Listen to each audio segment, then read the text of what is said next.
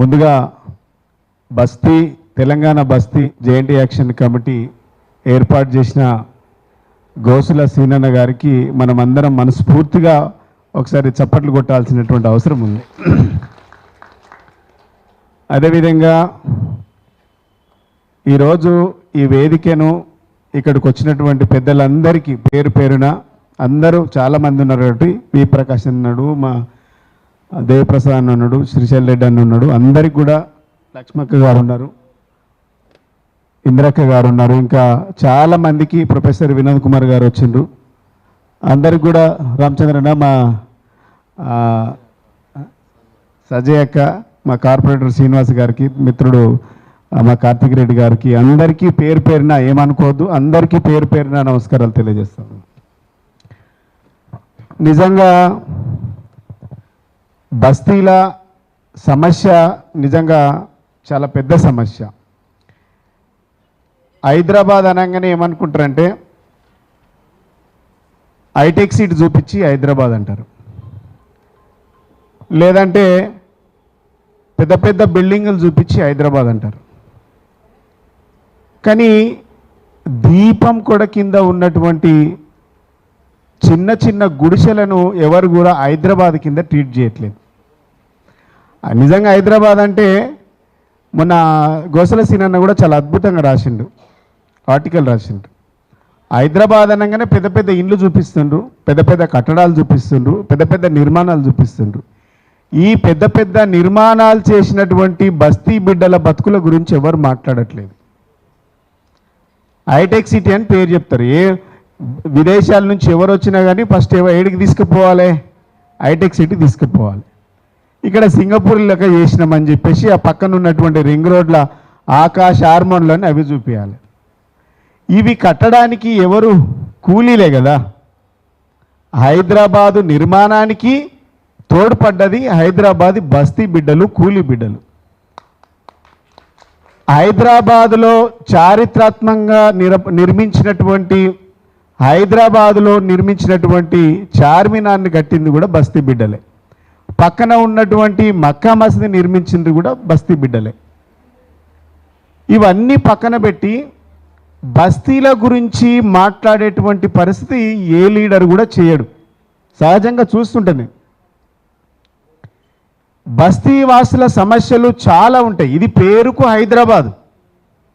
హైదరాబాదులో అసలు బస్తీలో ఉండేటువంటి బస్తీ వాసులు లేక ఈ హైదరాబాదును చూడగలమా? ఒకసారి ఆలోచన చేయండి. ఇది ఛాలెంజ్. హైదరాబాదులో పెద్ద పెద్ద బడాబాబుల ఇండ్లు అనుకోండి, పెద్ద పెద్ద బంగ్లాల ఉండే వాళ్ళు అనుకోండి, ఆ ఇండ్లే హైదరాబాదా? ఈ బస్తీలో ఉండేటువంటి బస్తీ వాసులు లేకుండా ఈ హైదరాబాదును చూడగలమా, మాట్లాడగలమా, ఉండగలమా? ఒకసారి రాజకీయ నాయకులు ఒకసారి ఆత్మవిమర్శ చేసుకోవాలి. రెండో విషయానికి వస్తే ఈ బస్తీలో ఉండేటువంటి ఓట్ల శాతం ఎంత? ఓట్ల పోలింగ్ రోజు ఓట్లేస్తున్న వాళ్ళ శాతం ఎంత? బడాబాబులు పెద్ద పెద్ద బంగ్లాలల్లో పెద్ద పెద్ద ఇండ్లల్లో ఉండేటువంటి వాళ్ళ ఓట్లు ఎంత శాతం వేస్తుండ్రో ఒకసారి రేషియో తీయాలి. ఎవడు రాడు, వాడు విమర్శకుడు మాత్రమే. వీడు సేవకుడు, వాడు పాలకుడు, వాడు విమర్శకుడు. కేవలం పెద్ద పెద్ద బంగ్లాలల్లో పెద్ద పెద్ద టవర్స్లలో ఉండి వాడి ఇష్టమున్న రీతిలో ట్వీట్ చేస్తాడు. వాడి స్టైల్ ఏంటంటే ట్వీట్ చేయడం, విమర్శించడము, ఎత్తిపొడవడం, అంతకు మించి వాడు ఏం చేయడు. కానీ ఈ హైదరాబాదులో డ్రైనేజీ నిండింది అంటే గుర్తుకొచ్చేవాడు మొట్టమొదటిసారిగా బస్తీ బిడ్డ, బస్తీవాసి. ఒక గోడ కూలింది అంటే గుర్తుకొచ్చేది ఒక బస్తీ బిడ్డ. అది తెలంగాణ నుంచి ఎక్కడికి వెళ్ళి వచ్చి, వివిధ రాష్ట్రాల నుంచి ఎక్కడికి వెళ్ళి వచ్చి నివాసం ఉంటున్నా కూడా ఆ మట్టిని ఎత్తేది, ఆ రోడ్డును తవ్వేది, ఆ గుంటలు పూడ్చేది, చివరకు ఒక కుక్కనో నక్కనో పక్షో ఏ జంతువైనా చనిపోతే దాన్ని మురికి అని కూడా చూడకుండా మురికిలో దిగి, మూసిలో దిగి, మూతికి బట్ట కట్టుకొని ఈ మురికి నీళ్లను సాఫ్ చేస్తున్న బిడ్డ ఎవరంటే బస్తీ బిడ్డ. ఆ బస్తీ బిడ్డలకు ఇచ్చేటువంటి గౌరవం ఏందో ఒకసారి మనం ఆలోచన చేయాలి. ఒకసారి బస్తీలో వానలొచ్చి నీళ్లు పొంగిపోతే, వరద పొంగిపోతే, మోరీలన్నీ కుంగిపోయి వరద పొంగిపోతే ఆ బస్తీ వాసులు పడేటువంటి సమస్య ఏందో నేను దగ్గరికి వెళ్ళి చూసినవాడిని. ఆ బస్తీలో ఉండేటువంటి మురికి వాసన ఎంత కంపు కొడుతుందో నేను దగ్గరికి వెళ్ళి చూసినవాడిని. మూసీకి దగ్గరగా ఉండి నివసించేటువంటి గోల్నాక, చాదర్ఘట్, అదేవిధంగా కాచిగూడ, లంక, తమ్ముడు మా గోసుల శ్రీనివాస్ గారు అక్కడ దూసర శ్రీనివాస్ గౌడు అక్కడ కార్పొరేటర్గా నిలబడ్డప్పుడు ఒక లంక, మనకొక శ్రీలంకనే తెలుసు, అక్కడ ఒక లంక ఉంటుంది. ఆ లంకకు మూసీ నదికి సంవత్సరాల తరబడి అవినాభావ సంబంధం ఉంది. వాళ్ళు పొమ్మన్న పోరు, అక్కడ జీవనం కొనసాగిస్తూ ఉంటారు. వాళ్ళ పరిస్థితి మరీ దుర్భరమైనటువంటి పరిస్థితి. ఆ బస్తీ వాసులు ఆ మూసీ నదికి వచ్చేటువంటి మురికినంతా కూడా మూట కట్టుకొని సంవత్సరాల కొద్దీ వాళ్ళ సంసారాన్ని ఎలదీస్తారు అక్కడ. ఇవన్నిటినీ ప్రభుత్వాలు మారుతాయి. ఈ దేశానికి స్వతంత్రం వచ్చి 77 సంవత్సరాలు అయింది. ఈ 77 సంవత్సరాలలో 20 నుంచి 25 లక్షల జనాభా నుంచి 1,20,00,000 జనాభా అయింది హైదరాబాద్లో. ఇన్ని సంవత్సరాలల్లో ఇన్ని ప్రభుత్వాలు మారినా ఈ బస్తీలో ఉండేటువంటి బస్తీల స్థితిగతుల గురించి ప్రభుత్వాలు అధ్యయనం చేయకపోవడం నిజంగా కూడా చాలా బాధాకరమైనటువంటి విషయం. ఈ 65 సంవత్సరాలల్లో ఈ గడిచిన 65 సంవత్సరాలల్లో సమైక్య రాష్ట్ర పాలకులే పాలించిండ్రు. వాళ్ళు మనపైన వివక్ష చూపించిండ్రు. ఇలా మనం తెలంగాణ తెచ్చుకున్నటువంటి తెలంగాణలో ఒక నవనిర్మాణం జరగాలి, ఒక కొత్త నిర్మాణం జరగాలి. వాటికి ఈ నిమిషానికి బస్తీ బిడ్డలను రాత్రికి వెళ్ళిపో అని అనడం ఎంత దుర్మార్గమైనటువంటి చర్యనో ఒకసారి ఆలోచన చేయాలి మనం. ఎలా యూపీఏ ప్రభుత్వమే, ఆనాడు యూపీఏ ప్రభుత్వమే అన్న సీనన్న గారికి వెల్కమ్ చేస్తూ ఉన్నాం. ఈ కార్యక్రమానికి ఇచ్చేస్తున్నటువంటి సీనన్న గారు కూడా ఈ కార్యక్రమానికి ఇచ్చేస్తున్నాం. వేదిక మీదకి రావాల్సిందిగా మనస్ఫూర్తిగా మేము ధన్యవాదాలు తెలియజేస్తూ ఉన్నాం.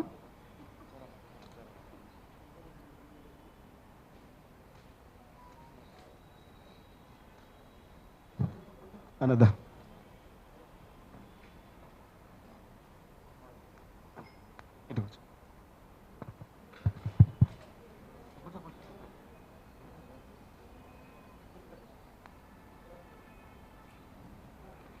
యూపీఏ ప్రభుత్వం ల్యాండ్ ఎక్విజిషన్ యాక్ట్ తెచ్చింది 2013లో.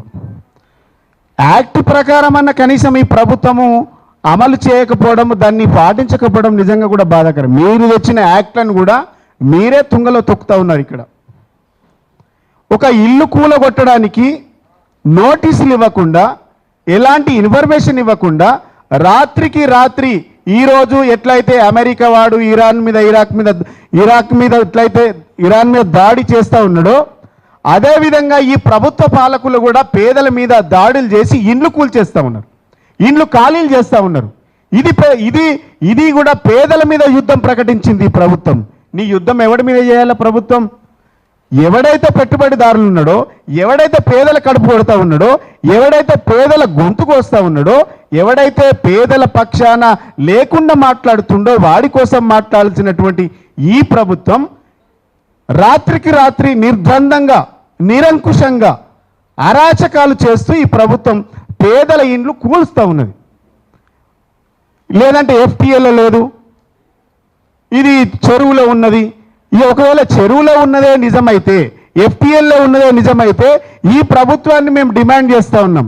నీ అనుయాయులు కావచ్చు, నీ దోస్తులు కావచ్చు, నీ ఫ్రెండ్స్ కావచ్చు, నీ ఫ్రెండ్స్ కావచ్చు, నీ అన్నదమ్ముల పిల్లల ఇండ్లు కావచ్చు, ఈరోజు ఇక్కడి నుంచి ఈ తెలంగాణ బస్తీ జేఎన్టీ యాక్షన్ కమిటీ మేమందరం బయలుదేరుతాం. ఇలా ఎంతమంది పెద్ద పెద్ద ఇండ్లు ఎఫ్టీఎల్ ఇండ్లు, ఎంత పెద్ద మంది ఇండ్లు ఇలా మూసిని ఆనుకొని, గండిపేటను ఆడుకొని ఫామ్ హౌజులు కట్టుకున్నారు. ఎందుకు కూల్చలేరని అడుగుతున్నాం మేము. ఒకటే ప్రశ్న. పేదల ఇండ్లు కూల్చడానికేమో మీరు శని ఆదివారాలు చూసుకొని మీరు ఇండ్లను కూలుస్తూ ఉన్నారు. కానీ పెద్ద పెద్ద ఇండ్లు, ఎకరాల కొద్ది ఇండ్లు ఉన్నాయి, ఫామ్ హౌజులు ఉన్నాయి. వాడికి ఇక్కడనేమో సంసారాలు చేయడానికి ఇండ్లు, కష్టపడి పేద మధ్య తరగతి వాడు రోజుల తరబడి, సంవత్సరాల తరబడి 50-100 గజాలు కొనుక్కొని కట్టుకోవడానికి ఎంతో కష్టపడి ఇలా ఇల్లు కట్టుకోవడానికి ప్రయత్నం చేస్తే, జలసాలు చేయడానికి 100 ఎకరాల భూములు ఫామ్ హౌజుల పేరు మీద ఎఫ్టీఎల్లో ఉన్నటువంటి ఇండ్లను మీరు ఫామ్ హౌజులను కూల్చకుండా మా పేదల ఇండ్లు కూల్స్తున్నారంటే ఈ ప్రభుత్వానికి ఎంత అహంకారంతో దిగుతుందో ఒకసారి గుర్తుపెట్టుకోవాలి. ఈ ప్రభుత్వాన్ని మేము డిమాండ్ చేస్తూ ఉన్నాం, ఎవరితోనైనా పెట్టుకో, పేదలతోని బస్తీ వాసులతోని పెట్టుకుంటే గద్దె దించేది వీల్లేదన్న సంగతి గుర్తుపెట్టుకోవాలి. ఎవడు నీకు హైటెక్ సిట్లు ఉన్నాడు, గచ్చిబౌళ్ళు ఉన్నాడు, నానగ్రామ్ గూడ్లు ఉన్నాడు, ఎవడు ఓటేస్తాడు కాదు. ఈడ బస్తీ బిడ్డలు, బస్తీ వాసులు ఈ హైదరాబాదు మురికి ఎత్తాలన్నా, ఈ హైదరాబాదు మురికి తీయాలన్నా, ఈ హైదరాబాదులో ఉన్నటువంటి రోడ్లు ఊడవాలన్నా, ఈ హైదరాబాదును సుందరీకరణం చేయాలన్నా ఎవరు చేయాలంటే బస్తీ వాసులు, బస్తీ బిడ్డలే. బస్తీ వాసులకు, బస్తీ బిడ్డలకు ఈ ప్రభుత్వాలు ఏండ్ల తరబడి పని చేసినా వాళ్ళు ఎంత పని చేసినా మీరు తక్కువే అని సందర్భంగా గుర్తు చేస్తా ఉన్నాను. నేను ఒకరోజు SC/ST కమిషన్ చైర్మన్గా ఉండా పురాణపూల్కి వెళ్ళినాం. పురాణపూల్ అంటే నాకు ఒక కంప్లైంట్ వస్తే వెళ్ళినాం. మీరు బిలీవ్ చేయరు, నిజంగా కూడా నేను కూడా బిలీవ్ చేయలే. 1 కిలోమీటర్ దూరం లోపల నడుచుకుంటూ పోయినాం. ఈ మెయిన్ రోడ్ ఇక్కడ ఉంటే, మెయిన్ రోడ్డు నుంచి దాదాపు గల్లీలన్నీ తిరుక్కుంటూ పోతే 1 కిలోమీటర్ దూరం ఉంటుంది లోపల. వాడికి నీళ్ళు 30 గజాలు, 20 గజాలు, 25 గజాలు, 50 గజాలు, ఒక్కొక్క ఇల్లుకు అసలు గోడ లేనటువంటి పరిస్థితి కనబడుతూ ఉన్నది. అసలు చాలా దుర్భరమైనటువంటి పరిస్థితి.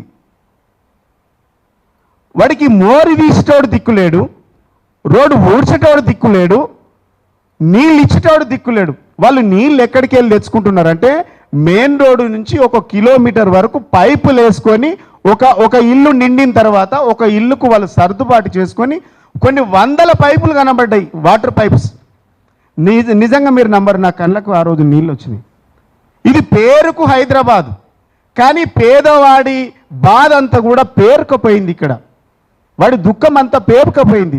ఎవడు వాడి గురించి మాట్లాడు, పేదల గురించి మాట్లాడు, పేదోని బాధల గురించి ఎవరు మాట్లాడు. నిజంగా నా జీవితంలో ఎప్పుడు మర్చిపోని సంఘటన ఏదైందంటే, పురాణపూల్కి వెళ్ళినప్పుడు అక్కడే బాత్రూమ్ ఉంటుంది, అక్కడే నల్ల నీళ్ళు వస్తాయి, అక్కడే చిన్నపిల్లగాడు బాత్రూమ్ పోతాడు, అక్కడ పక్కింటో ఇల్లు ఉంటుంది. ఈ ఇంటి ముంగట ఆ పక్కింటి అబ్బాయి పడుకుంటే వాడి మీదకి వెళ్ళి ఈ పక్కింటి ఆయన దాటిపోతుంటాడు. ఒక్కసారి ఆలోచన చేయండి ఈ పరిస్థితులు ఎట్లుంటాయో ఒక్కసారి.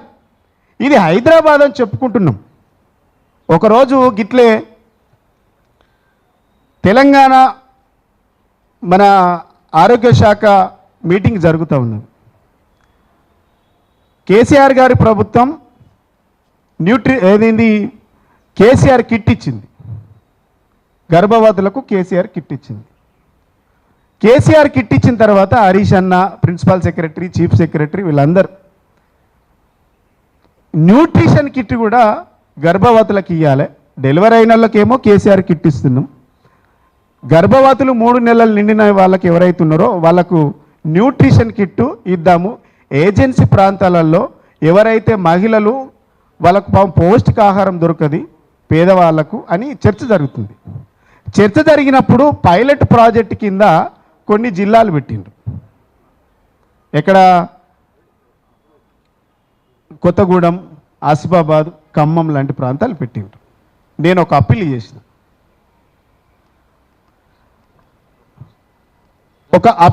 నేను ఎక్కడికైతే ఏజెన్సీ ప్రాంతాల్లో ఒక 5-6 జిల్లాలను తీసుకుంటూ ఉన్నారో ఆ ఏజెన్సీ ప్రాంతాల గురించి చర్చ వచ్చినప్పుడు నేను హరీష్ అన్నకు ఒక అప్పీల్ చేసిన. ఏజెన్సీ ప్రాంతాలని చెప్పుకున్నటువంటి మన్ననూరు శ్రవణన్న గారిని ఈ వేదిక మీదకి రావాల్సిందిగా కోరుకుంటా ఉన్నా. కొంచెం అటు జరిగింది. జరగల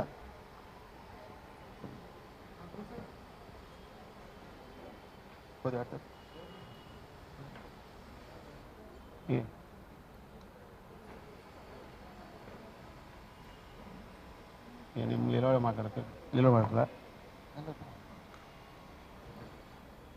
సారీ అన్న అయితే సారీ ఆ చర్చ జరుగుతున్నటువంటి సందర్భంగా నేను ఒక మాట అప్పీల్ చేసిన.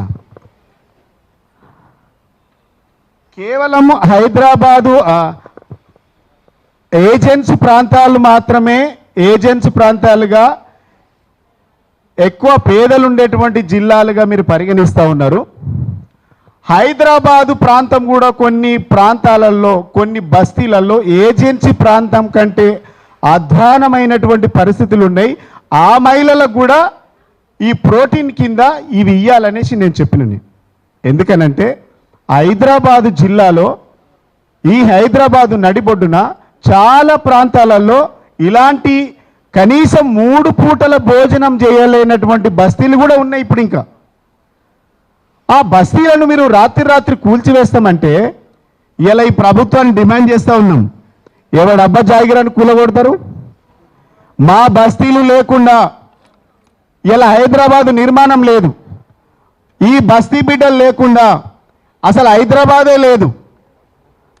బస్తీ వాసులు లేని హైదరాబాదును చూడలేం మనం. కాబట్టి హైదరాబాదు బస్తీ వాసులకు రాజకీయ పార్టీలు అండదండలతోని వాళ్ళని కాపాడాల్సినటువంటి బాధ్యత మనందరి పైన ఉన్నది. ఇలా ముఖ్యమంత్రి గారు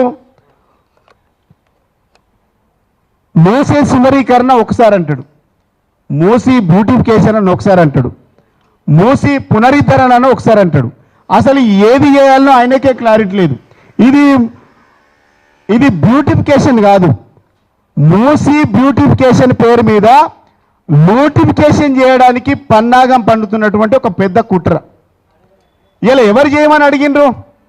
గత ప్రభుత్వము 4,000 కోట్లతోని ఫస్ట్ ఎస్టీపీలు కట్టాలి.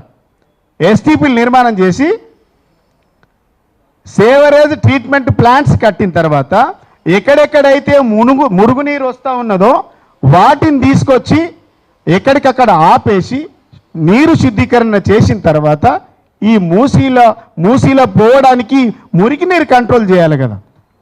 బాల్నగరు, జీడిమెట్ల, ఐడియా బొల్లారం ఇలాంటి ప్రాంతాల నుంచి చెడు పదార్థాలు, మురికి పదార్థాలు అన్నీ కూడా వస్తీలా కలుస్తున్నాయి. వాటిని కంట్రోల్ చేయకుండా 1,50,000 కోట్లతోని ఇలా మీరు సుందరీకరణ చేస్తామంటే సుందరీకరణకు ఎవరు కూడా వ్యతిరేకం కాదు, అది కూడా ఉండాలి. కానీ మా పేదల ఇండ్లు కూల్చి, మా బస్తీలను కూల్చి, మా బస్తీ బిడ్డలను బాగుపరచకుండా రాత్రికి రాత్రి ఇండ్లు కూల్చేస్తామంటే మేము సహించం, మేము ఊరుకోం. ఈ నిర్ణయాన్ని ముఖ్యమంత్రి గారు, ఈ ప్రభుత్వం బస్తీలకు ముందుగాల వాళ్ళకు కావాల్సినటువంటిది ఏముంటుందో చేసిన తర్వాత ఎవరైనా ఇల్లు కూలగొట్టాలంటే ప్రభుత్వం ఏం చేయాలి? సహాయం ఈ ఇండ్లకు బదులుగా ఎక్కడన్నా ఆల్టర్నేట్ ఇవ్వాలి. ఆల్టర్నేట్ ఇచ్చి వాళ్ళు అక్కడ సెటిల్ అయిన తర్వాత, అన్ని రకాలుగా సెటిల్ అయిన తర్వాత ఇల్లును కూల్చివేసే ప్రక్రియ మొదలు పెట్టాలి. ప్రభుత్వానికి ధమాకుంటే, ముందస్తు ఆలోచన ఉంటే, ప్రభుత్వానికి చిత్తశుద్ధి ఉంటే ఆలోచన చేయాలి.